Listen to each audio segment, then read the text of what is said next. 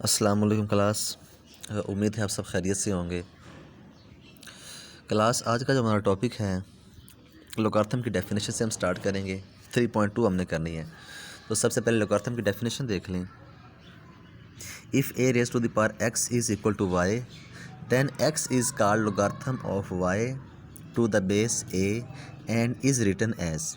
ज़रा ध्यान से देखें, एक्स को हम क्या कहेंगे? Logarithm of y. ये एक्स किसका है? वाई का लोगारिथम है और उसकी बेस क्या है? ए है।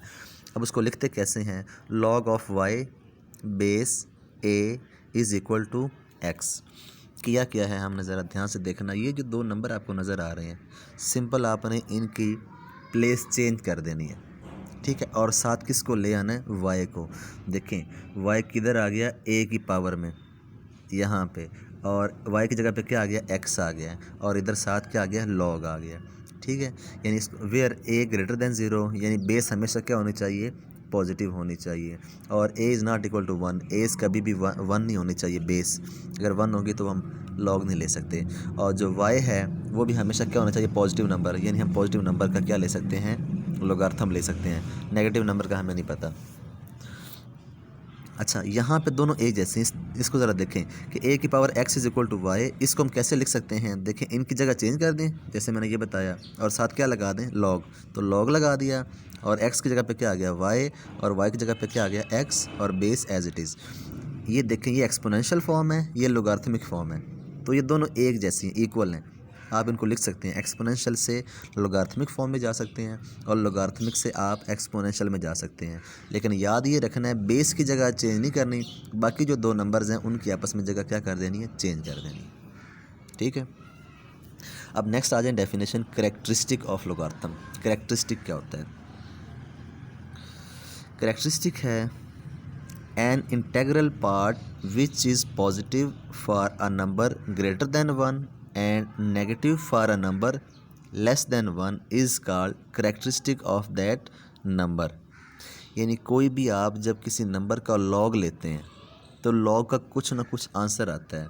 जैसे यहाँ पे मैंने आपको बताता हूँ, सपोज़ क्या ये लॉग है, लॉग 6 बेस ए, ये हमने लिया, उसका आंसर आ गया 0.5, ठीक है। ये वैसे एग्जांपल दे रहा हूँ, 0.5 आ गया।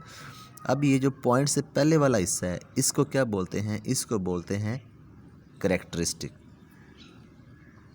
ये ज़रा देखें, an integral part which is positive for a number greater than 1 and negative for a number less than 1। जब नंबर 1 से ग्रेटर होगा तो ये पॉजिटिव आएगा, 1 से लेस होगा तो क्या आएगा? नेगेटिव आएगा। तो उसको हम क्या बोलते हैं? कैरेक्टरिस्टिक। ये मैं आपको एग्जांपल क्वेश्चन में करवाऊंगा, फिर सही तरह समझ आ जाएगी। उसके बाद है मैंटिसा।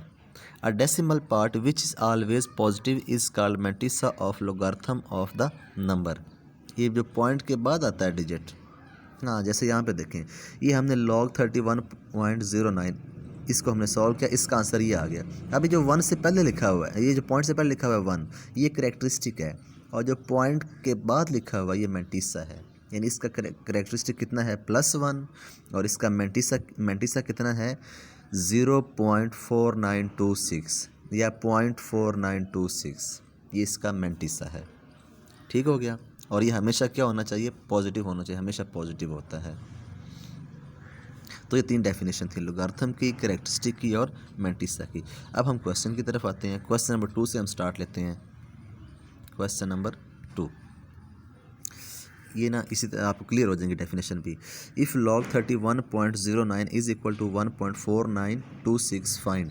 ये वैल्यू हमें दी गई है, और हमने फाइंड किसकी वैल्यू करनी है? ये 4 क्वेश्चन है, ठीक है। जैसे देखें थर्ड पार्ट, फर्स्ट पार्ट पहले देख लें। log 3.109 इज़ इक्वल टू, इसका आंसर कितना होना चाहिए? कैलकुलेटर को यूज़ नहीं करना। अब मैं आपको बता दूं, ज़रा देखें ये डिजिट देखें, 3109 3109, ये भी 3109 3109 310, यानी डिजिट सारे सेम है, सिर्फ क्या है? पॉइंट का फ़र्क है। पॉइंट यहाँ पे 2 डिजिट के बाद है, यहाँ पे 1 डिजिट के बाद है, 3 डिजिट के बाद यहाँ पे 2 ज़ीरो आ गई हैं, कोई ज़ीरो नहीं है। तो अब यहाँ पे फ़र्क क्या पड़ेगा? ज़रा ध्यान से सुनना। जब भी डिजिट सेम हो उसका लॉग लेते हैं तो मैंटिसा हमेशा सेम आता है। मैंटिसा यहाँ पे देखें 0.4926 है, इधर भी 0.4926 0.4926 0.4926 0.4926। तो जो भी क्वेश्चन आ जाए ये तो आपने एज इट इज़ लिख देना, 0.4926 पहले लिख दिया। अब आ जाए आप करेक्टरिस्टिक की तरफ। इसका करेक्टरिस्टिक देखिए कितना है। करेक्टरिस्टिक असल में क्या है, असल में ये है जब आप इसको 10 की पावर में लिखते हैं साइंटिफिक फॉर्म में, इसको लिखें आप ज़रा साइंटिफिक फॉर्म में। मैं साइंटिफिक फॉर्म में लिख के बताता हूँ। ये जो लिखा हुआ है ना 31.09, देखें ये जो पॉइंट है ये एक डिजिट के बाद होना चाहिए, तो मैं इसको ऐसे लिख लेता हूँ 3.109 मल्टीप्लाई 10 की पावर +1।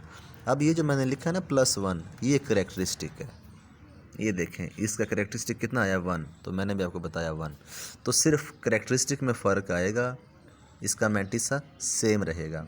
तो करेक्टरिस्टिक इसका देखें कितना है, पॉइंट कहाँ पे होना चाहिए, एक डिजिट के बाद, पहले ही एक डिजिट के बाद है, तो इसका करेक्टरिस्टिक कितना आएगा 0, यानी 10 की पावर कितनी बनेगी 0, क्योंकि पहले पॉइंट पहले एक डिजिट के बाद है। जब हम इसको 10 की पावर में लिखेंगे तो 10 की पावर 0 आएगी, तो इसका करेक्टरिस्टिक 0। यहाँ पे देखें पॉइंट को 2 डिजिट इधर लेकर जाएंगे तो इसका करेक्टरिस्टिक 2, बाकी आपको मैंटिसा बता दिया वही आएगा। इसका देखें पॉइंट हमने 3 के बाद लिखना है, तो हम 3 डिजिट जाएंगे राइट साइड पे, तो -3 को ऊपर लिखते होते हैं, क्योंकि मैंटिसा हमेशा क्या होता है पॉजिटिव। अगर हम इधर माइनस लगाते हैं उसका मतलब है सारा नंबर नेगेटिव है, लेकिन ये माइनस आपने ऊपर लगाना है, ये माइनस को शो कर रहा है। यहाँ पे पॉइंट एक डिजिट के बाद होना चाहिए था 3 के बाद, तो हम एक डिजिट जाएंगे राइट साइड पे, तो -1। तो उम्मीद है आपको समझ आ गई होगी डेफिनेशंस की और ये करेक्टरिस्टिक मैंटिसा वगैरह की। ठीक है, अगर नहीं समझ आई तो आप मुझसे पूछ सकते हैं। थैंक यू, अल्लाह हाफिज़।